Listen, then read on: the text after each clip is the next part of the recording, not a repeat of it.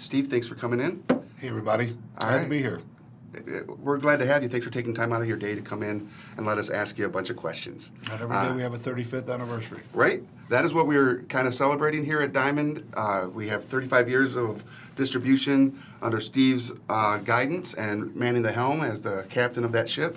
But we want to get into it. For those of you that are watching, you're going to be able to ask questions in the chat room, and we will be fielding some of those questions. So feel free to ask anything you want, and we'll see what we can ask Steve as we go through this whole process. I'm going to open it up here with the beginnings. Okay. Let's talk about the beginnings. What was it, the genesis to your love? Because if nobody whoever doesn't know you doesn't know your love for comics. What started that entire path for you? Well, like most kids when I was young, I read comic books. My mother brought them home. Of course, things are different today. Mothers don't find comics as readily as they used to. There are better places to buy them, but less of them. But it was really after I had gotten away from comics that my love was rekindled, and the story's been told many times, but I was on vacation, so about 1972, I believe, and I was in Wildwood, New Jersey, and my nephew, who was about 8 years old at the time, was reading a comic book. I believe it was Batman and Batmite, which was one of my favorites. Nice. And I was, at the time, I was married with 2 kids, had a good government job. I was a letter carrier at the post office, and I was on vacation. And I was peeking over his shoulder at the comic, and all of a sudden I got this nostalgic twinkle that made me say, you know, I don't remember ever stopped loving these. Right. Somewhere along the line I must have got sidetracked, and of course I did. And so I made a mental note that when I got back from my vacation, I was going to try to sniff around and ask people on my mail route if anybody had any comic books, and kind of from there everything went. Nice. So you went from postman to comic book store owner. That's kind of like the next step for you. What was it as far as when you opened your first comic book store? What was the inspiration behind doing that, and what were the fears and things that you felt because you're going into a whole new realm? Well, what happened was when I discovered some comics through people on my route, and at the time I had no idea whatsoever there were any collector value. These were strictly being purchased as a nostalgic thing to read, bring back my childhood. But it was around that time that I also discovered a little publication called the Overstreet Comic Book Price Guide, which we all know to be, so to speak, the Bible of the industry. And it was in its 3rd edition. Okay. So now I was armed with the knowledge of their value, and I was also getting duplicates and things that I didn't really like. So I found out about these little comic book conventions on the weekend, and I started going to them to sell my excess. And before I knew it, I was making more money on the weekends than I was at my job. Wow. Hence a dilemma, because all the conventions were on the weekend, and at the post office, it wasn't very easy to get off on the weekends. You had to have a lot of seniority. So, much to the chagrin of my family and everyone who knew me, they thought I'd lost my mind. I decided to quit my job at the post office and open an unprecedented, at the time, in my area, comic book store in the basement of a TV repair shop on Edmondson Avenue in Catonsville, a suburb of Baltimore. Wow. So you opened your store, and it became multiple stores over time, correct? Correct. In fact, when I opened that first store, I had no clue that it was going to be a real retail destination. I was doing it mostly as a place to operate until I could go to the conventions on the weekend. I figured people might call me up and sell me collections. I'd bag and price my comics, and then off I'd go to the weekends. But unbeknownst to me, all around the country around that time, little comic book stores were springing up, and people were discovering these stores, including mine. Mm-hmm. And it was at that point that new comics came into my life. I had no desire or, expectation, really, that I would be carrying new comics, but I needed to have them to keep the people who lived on the other side of town coming in on a regular basis, because I soon learned how addictive they were every comic book day. And shortly thereafter, other stores in the area sprung up, and this little network was developing. And I bought a comic store in Silver Spring, Maryland, from a fellow now deceased named Mark Feldman, and that was Geppi's Comic World #2. Okay. #1 was 1974. And then in 78, I opened Crystal City, Virginia. Wow. And the real culmination, I think, for me, was in 1980 when I opened a little kiosk at Harbor Place, which ironically is now 37 years old, but at the time it was the brand new renaissance for Baltimore, Maryland at the Inner Harbor. And I remember opening thinking, am I going to be okay here? Or are people going to buy comics on an impulse basis? And there was a big flurry of activity the night before on July 1st. The place opened July 2nd, and it was like I had been in business for 20 years. People just readily accepted comics, and it said something to me about we weren't just a destination-oriented business as comic book stores. We were every bit as marketable as anything else. Right. So that leads us to 1982. 1982, 35 years ago, this month, you start distribution. You decide to go into that arena. Now, what were some of your initial hurdles and fears you faced when you decided to take that leap, and especially not knowing that you would be around 35 years? Well, what you need to know is that I was already distributing under the auspices of Geppi's Comic World, kind of by default, as a favor for friends. Sure. And it was then that my distributor moved to Florida, and he turned over his 10 other accounts. So I suddenly had a real business, although I was doing it kicking and screaming. I had no real, I was more anxious to sell and buy comic books from the golden age. But when that happened, the trade terms at the time for Marvel Comics, who I had went direct to, said that if you bought retail and wholesale, you had to do it on two separate terms. So I had to incorporate the company separate. So Geppi's Comic World, the proprietorship, suddenly had to be separated from what then became called Diamond Comic Distributors on February 1st, 1982. All right. And there were a lot of hurdles because we were a little guy. Of the 20 distributors, we were the smallest guy. Technology didn't exist like it does today. It was so bad back then that we had to have cash register programs for retailers. And we were all kind of cut from the same cloth. But never did I realize that what I started out to do in wheeling and dealing collectibles would turn into a viable distribution business. Right. And obviously 35 years later, it absolutely shows that it is a viable solution to get those out there. Now, in the 80s, we all saw that there was, great stories coming out of Marvel and DC. You had, one of my favorite stories of all time was the Marvel superheroes Secret Wars was great. Now, the 80s were great. I thought they were amazing. For those of us that remember the 80s, what were some of the things about the 80s that you, as the owner of Diamond, what were some of your high points? Well, it was clearly an active period in Diamond's history because once I got into distribution, I kind of decided, well, if I'm going to be in distribution, I'm going to do the best I can. And I was big on the idea that market share was what I should grab if I could, because the industry was very small, and I figured if I could grab the market share while it was small, it would inure to me when the industry grew, which I had great expectations for, and proved to be true. So in 1984, for example, I think we opened 4 warehouses that one year. Wow. But a high point was in 1988 when I was at a witness in a court case in Chicago for a lawsuit that was occurring between the publishers and World Color Press, which then printed the comics in Sparta, Illinois. And while that was going on, I was sent to dinner that night with Bud Plant, who was my good friend and the 3rd largest distributor. We at that point had already grown to be the 2nd largest distributor by that point, and Capital City was the largest.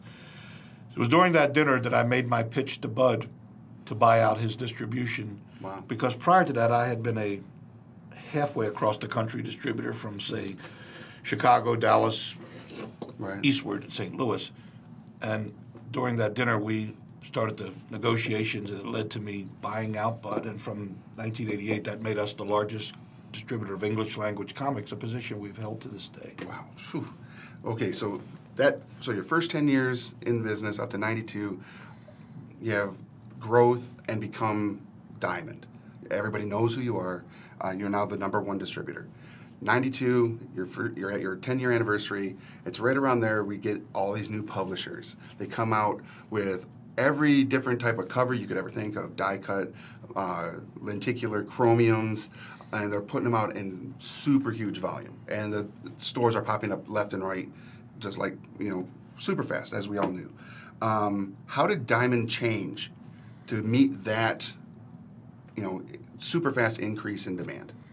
Well, there were some interesting high points along the way because in 1993, which was right on the cusp of the implosion, if you will, when Superman's Death and the Black Bag came out, I believe Diamond alone had 7 trailer loads full of that one book. Wow. And we learned that this was a real business now. We knew it was, but it was suddenly getting the kind of attention that it had never gotten before. So for us, like any distributor, volume has its own inherent problems, Sure. or challenges, I should say. One of the biggest challenges we had, and I forget what year, but we became very dependent on UPS, as mostly we are today. But at one point we had 28 locations when it was very competitive for timing, and you had to have a warehouse in whatever city because speed of delivery was critical. But at one point, UPS went on strike. Oh. And I think that was the greatest challenge we ever faced at that time, because, believe it or not, we managed, with our number of locations, to get all the books out on time by doing relays and creativity. So I think that told us we weren't a one-trick pony, that we were real distributors, and we had a lot of savvy when it came to moving product. Right.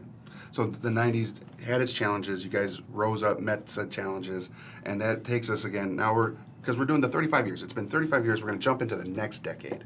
So the next decade is the early 2000s, which it brings us to the early 2000s. As America enters into a war on terror. There's an economic crisis going on in the United States, and it's felt all over. Everybody takes a hit in some capacity. Comic book stores are closing, again, because I think of that, like you said, the implosion of the overstock that happened in the 90s. Like, what did Diamond do now to kind of fight that, weather that storm, if you will? Well, at this point, we had, through the attrition of the distribution and the exclusivity wars, we'd become kind of the last man standing. And so I felt a tremendous feeling of responsibility because this whole weight of this industry was on my shoulders. And we needed to be able to service our retailers in a way that was as good as anybody else was servicing whatever other type of retailers there were. So in the early 2000s, technology was really kicking in. And I remember having consolidated a lot of warehouses, and there was no need to have 30 locations. We moved into Memphis at the time, and we took on a 365,000 square foot warehouse, which was phenomenal in comparison to anything we'd ever done. We stayed there 5 years and then eventually moved 7 miles away to Olive Branch, Mississippi, which is the current major facility, to a 600,000 square foot facility, not to mention there's 2 other ones down there of another 100 and another 75. So it was during this period that if you're in distribution, you start to realize how little you knew when it was a mom and pop kind of an operation. You needed ability to move product fastly, quickly, in great condition, do all the things you do, but yet get it out every week. This modern miracle that occurs every week, that every comic store around the world gets their books on Wednesday, is quite a challenge. So technology was probably the biggest innovation for us during that period. Okay. And you also had some initiatives that you guys launched in the early 2000s. Some of those initiatives, the number one being Free Comic Book Day. Sure. Now, how has Free Comic Book Day as its own entity really helped the comic book industry, in your opinion? Well, Free Comic Book Day, I believe, is celebrating its 15th year, hard to believe, this year. And when Joe Fields came to us with the idea, Diamond kind of took it and ran with it. And I don't know that any of us expected that it would be as successful, because at the beginning, you had to talk publishers into coming on board. You had to talk retailers into coming on board. But like any good idea, it fulfilled its dream, because as more retailers got on board, more publishers wanted to get on board. And now it's like our ability to get tremendous media publicity. I mean, when you go on Free Comic Book Day's website, or during the actual period when it comes out, you'll see endless articles all over the country, hundreds and literally of really nice articles written. And for us, this was a great way to proselytize, because TV advertising, I remember when I was first doing this, and retailers would say, well, why don't you get Marvel? Marvel should run TV ads. I mean, you realize how much they are, they'll never be able to justify it. But now with the internet and the so-called, like a better word, free advertising that you can do, this was amazing. And then you couple that with the movies that came into play, which, if we look at the top 10, 20 movies of all time, they're probably dominated by comic book movies. And that was a real change, because now the guy who either was a comic collector when he was a kid, or maybe was never a comic collector, was exposed to these characters. And they finally got smart and started letting the people who wrote the comics be the ones who had influence on the movies, because they used to try to movieize them in a day and ruin them. And now people just can't wait for that first weekend in May when the big release is out, and that's why we coupled Free Comic Book Day with it. I think this year we are going to be coupled with Logan. Is going to be the big release on May 3rd, so it's the first weekend. So that's, again, you're right. They are all hand in hand, which leads us into the next decade that we're currently enjoying is our 2010s, and this is for no better word, a geek renaissance. With the success of Iron Man as a movie, again bringing people back into the fold, or reintroducing them to a love they may have had as a child. And we're seeing so many properties, like you said, the top 5 or 20 movies of all time probably are dominated by comic book related properties. Now, Diamond, again, we're going to talk about technology. Because of the geek renaissance and the technology where everybody wants information now. It's instant gratification through digital means, Facebook, Twitter, all these other things, and then you have digital comics. Have digital comics affected the hard copy part of the distribution side and readership?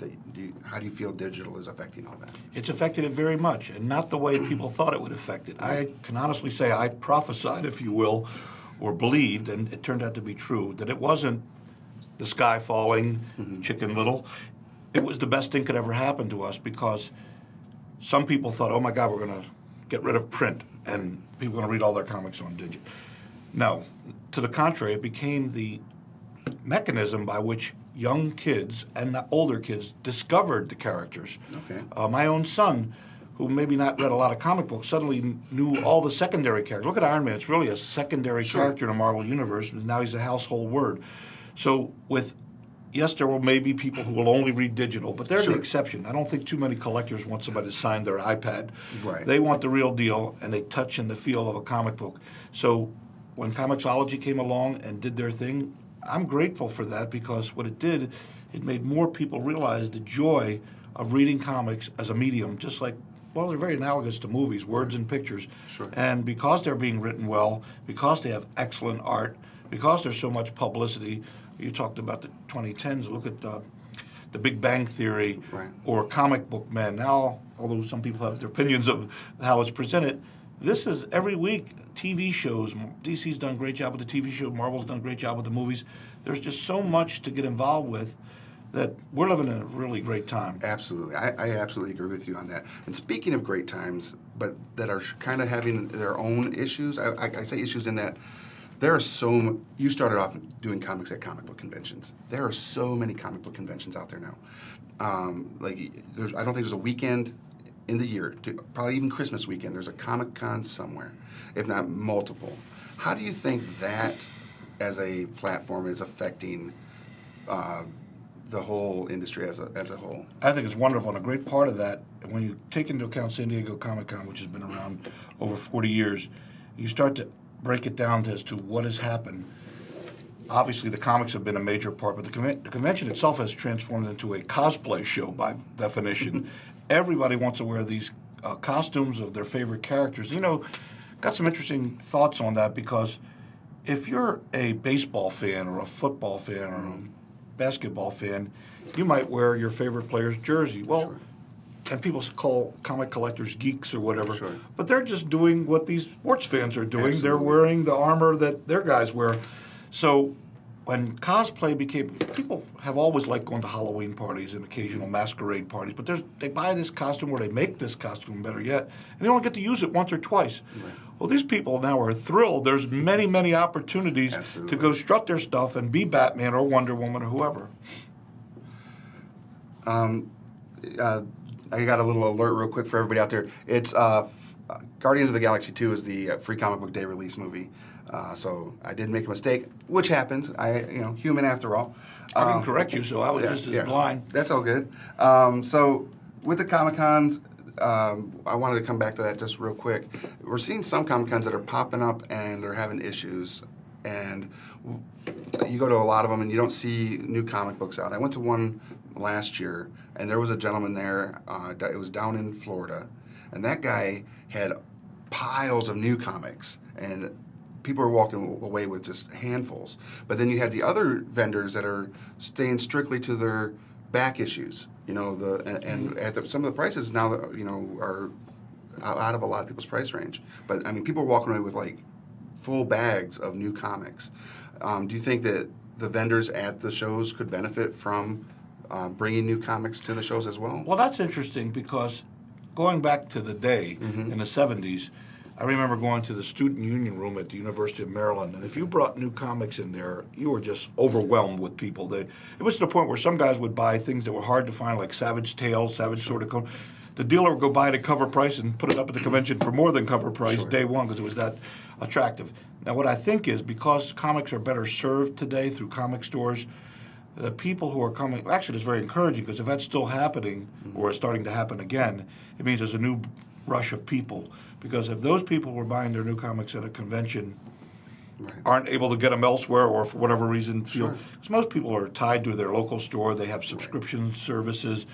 So that, to me, is refreshing because I'd like to think that there's a whole new wave of people who go to the convention and they're just got a voracious appetite for the new, the old, and whatever. So it's a blend. But I think if everybody, in answer to your question, carried new comics at the show, it might be a little diluted. Sure. Because it wouldn't be as easy to, maybe that one guy or two is the only one there with them and as such owns the market. But you'll see, because our world has become much more dominated by graphic novels, you will see at the conventions tons of dealers selling graphic novels. And quite frankly, there's so much coming out now, it's hard for somebody to keep up. They can't buy everything every week. So if there's a skip week or a short week, that's when they go in and pick up all those graphic novels they couldn't afford otherwise. Okay. We do have a question in the chat room. This is coming from Jay Cerrito. He asks, do you see the convention attendance slowing down anytime soon? And if so, what can they do to evolve to bring in new fans and keep the momentum going? I don't know that it's slowing down, but I think it's a good question because natural tendency is whenever anything's working, everybody wants to do it. Right. And if conventions are popular, everybody wants to put on a convention. So obviously, if there's going to be more than maybe the market can tolerate, there'll be a little bit of attrition there. So that's something they got to wait and see on. Sure. But as far as continuing the flow and making conventions better, I think it's a great thing because basically each dealer represents a different realm. I mean, one guy doesn't just sell old comics anymore. One guy's got graphic novel, one guy's got costume, one guy's got T-shirts, models, figures. I think the more we diversify at the conventions and more view them as pop culture events, calling them Comic Cons is almost a misnomer now. Sure. Because if you go to San Diego, the dealer room where the guys selling the old comics, which was all San Diego was for all intents and purposes in the early 70s, is now almost a sideshow. And so there's really kind of like 15 conventions within one. So the more diversified they can be, the more of a collective audience that they'll be, and the more they'll perpetuate. Okay, I can see that.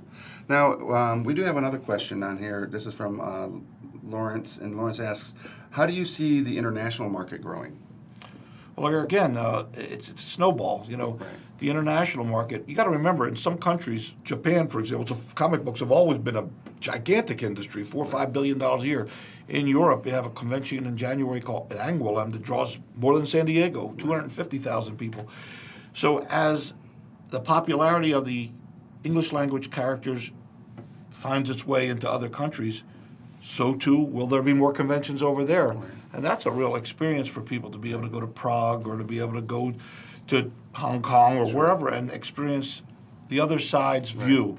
In the UK, where we have a distribution center, Diamond UK, it's quite the same world, but in many ways there's a lot of differences to it. Okay. So the more the fans get, and through the internet, now people can communicate regularly and be aware, first of all, what is going on. Right. And like you said earlier, there's probably a convention. I'm sure there's more. Let's face it, if there's 52 weeks, there's a heck of a lot more than 52 conventions. Absolutely. So they're cross-pollinating somewhere. Now, as far as bringing it back to Diamond, as far as a distributor, what is some of the things that you would say have been the greatest asset to your success with Diamond being the giant that it is? Well, hand down, at our 35th anniversary party Saturday night for the employees, just stating the truth, it's our employees. I mean, there are people that have been working for Diamond, some of them over 30 years. Right. We just got a statistic that night that said 340 of our employees have 5 years or more, which was 40% of the workforce. I forget the exact number, X number, were 10 years, 15, 20, 25. Now, what that tells me, I take it as a great compliment to the company, but it also tells me they love what they do. Right.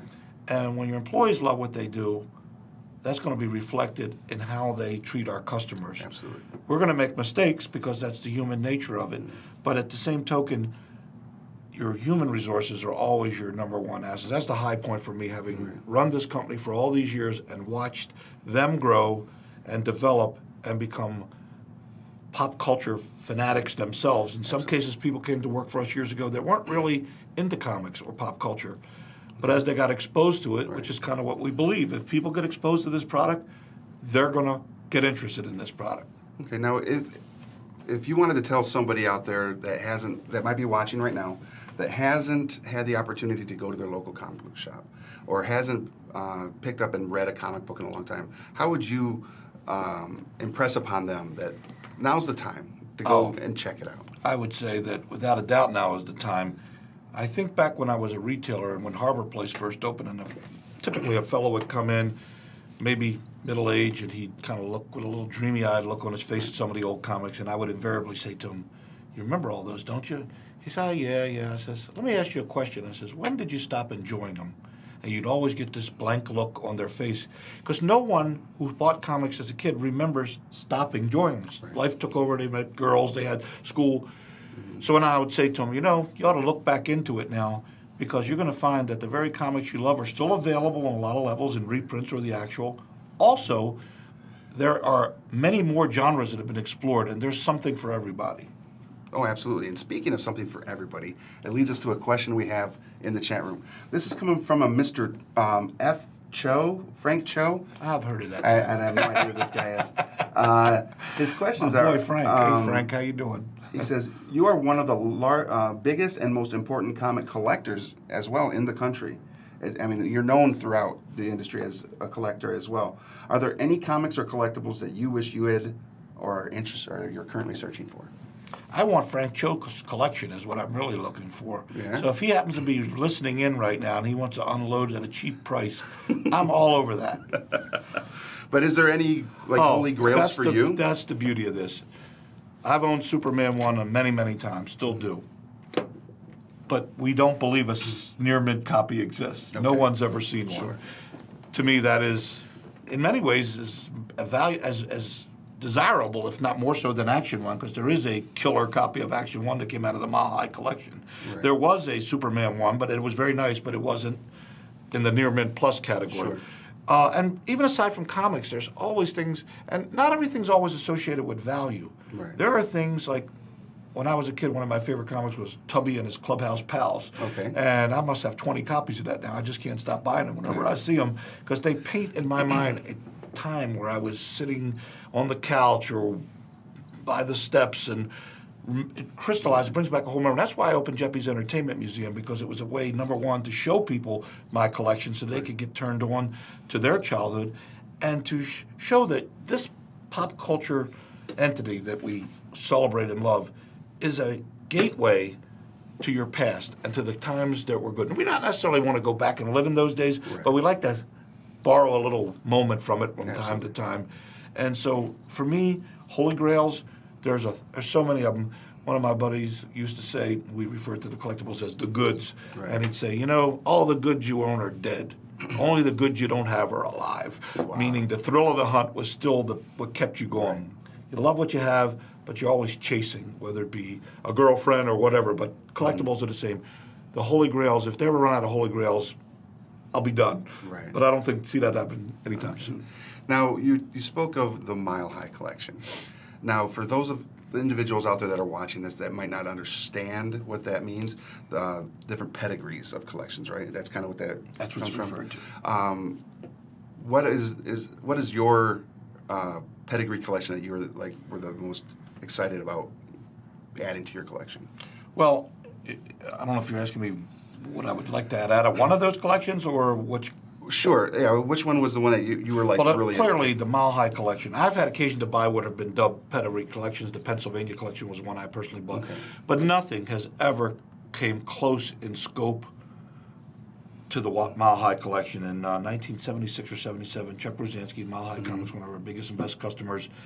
Chuck got a phone call, and he discovered this incredible collection. There was a fellow named Edgar Church who, in 1938, I think was 45 years old. So he was a grown man, obviously with some financial capability, because to buy every comic book that was coming out at 10 cents a piece was a lot of money back then. And he accumulated this massive collection, and by osmosis, it was in Denver, it was in Mile High City, cool, dry temperature, all the perfect ingredients that none of us knew were the perfect ingredients. And that collection to this day is legendary and brings many multiples of my own comic book price guide at retail. Nice. We do have a question again in the chat room. This is coming from Brad. Brad asks, as a new comic book writer, he's curious as to know your thoughts, Steve, on what you think the market needs the most right now. In other words, what's hot and what's not? Well, that's a good question, because we've filled a lot of the needs. There was a time when it was strictly superhero industry, which we love them and they're wonderful. But many of the smaller companies over the years have really explored at a time when it was hard to explore because the volume wasn't there to keep them profitable or able to put out enough copies. But the real world stories, non-superheroes, are still a great, in many ways, like I said, comics are like movies. They're words and pictures. It doesn't have to be a superhero. We love our superheroes.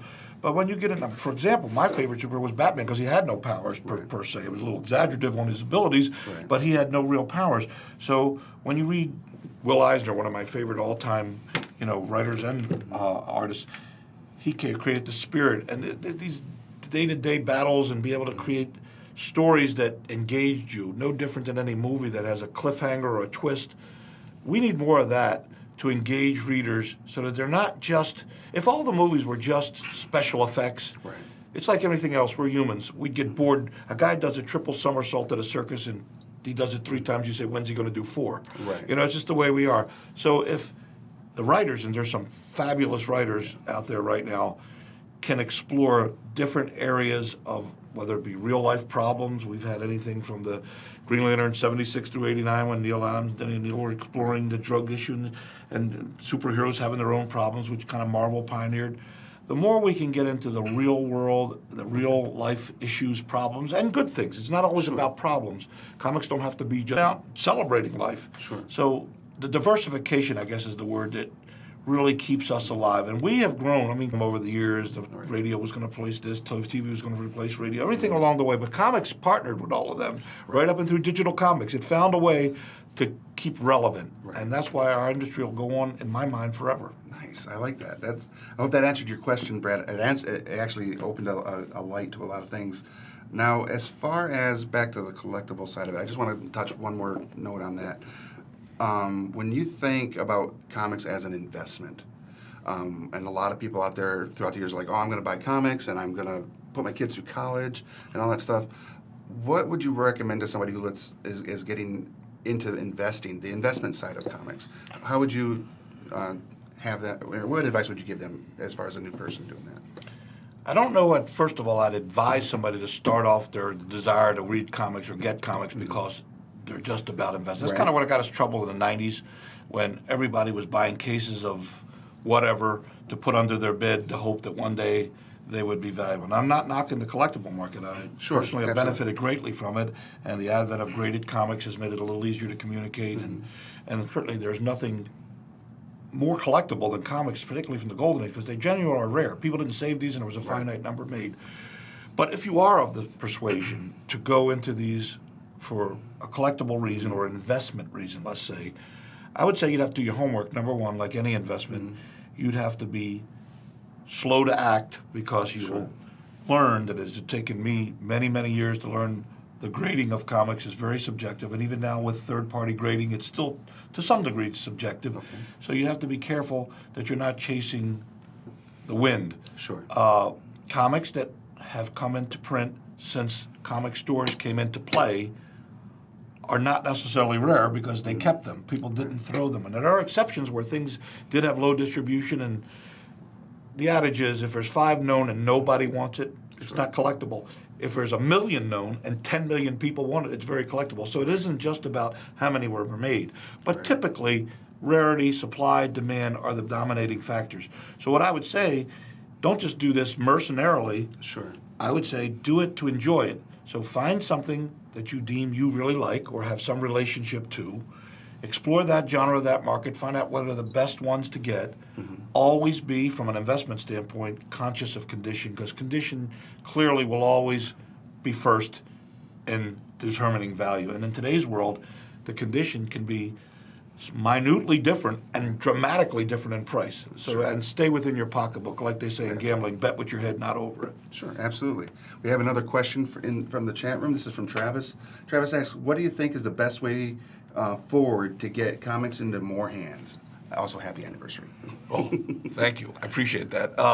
Well, in the 50s, comic stores were everywhere. They were, and every time your mother went out to buy groceries, she tripped over comics. We don't have that today.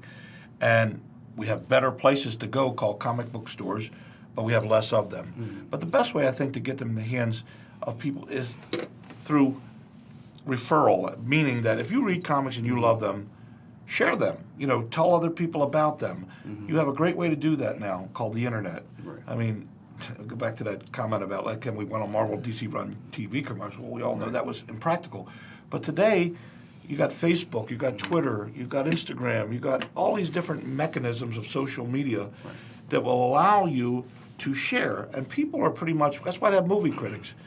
We got 1,000 movies we could go to, but what do we do first? We kind of look for reviews. We see, what did somebody say about this? People are basically sheep. They want to be led. And they also have so many selections now, they don't have the time to do trial and error. Sure. And if a number of people have already determined that this has got great quality and you respect their opinion, I'd say give it a shot. Sure. And you'll find that pretty much, I think movies now today, because comics have become a cheap script for a movie producer, I think that they almost know before the movie hits the theater, because of the chat rooms, whether they got something good or not. Yeah. The chat rooms, these are very intuitive people, these comic book collectors that are referred to as geeks and nerds. These are very sophisticated. Most people need a dictionary by their bed now to read a comic book, because the vocabulary is pretty sophisticated. Absolutely. Now, to kind of like round this off on my part of the interview here, when you want to give somebody the opportunity to go to their local comic book shop, and also to find out what the value of a comic book is, you have a couple of their entities. One of those is the Overstreet Price Guide. And for those of you that are watching, if you have not been to a local comic book shop, go to comicshoplocator.com, put in your zip code. It'll point you in the right direction to the nearest one to you. I just want to kind of end this note real quick. We have a couple photos that we're going to show up here. One of them is, a lot of people talk about how they get their stuff damaged and that you should be down there, but I'm going to tell you something right now. Take a look at this picture right here. This is going to be Steve back when he was younger in the warehouse prepping for distribution to get stuff ready to go out. Where'd you find this? It was on your Facebook page, so I snagged that. Well, I think I know which one it is. I'm wearing my wife beater shirt. You are. And so that's a great photo, and I want people to see that. Now, the next thing I want people to see is, the next one I want people to see is where we're at now. A lot of people don't understand that your distribution center puts out millions of product each week, and you've put a lot of money and resources into making it so it happens to get to the local comic book shops. So that right there is going to basically end my interview with you, Steve. I appreciate your time. Thank you for answering all the questions. Thanks again. Make sure you go to your local comic book shop, support your local comic book shop. And this has been the Wow Factor with Rick and Steve. Mr. Geppi, thank you. Thank you.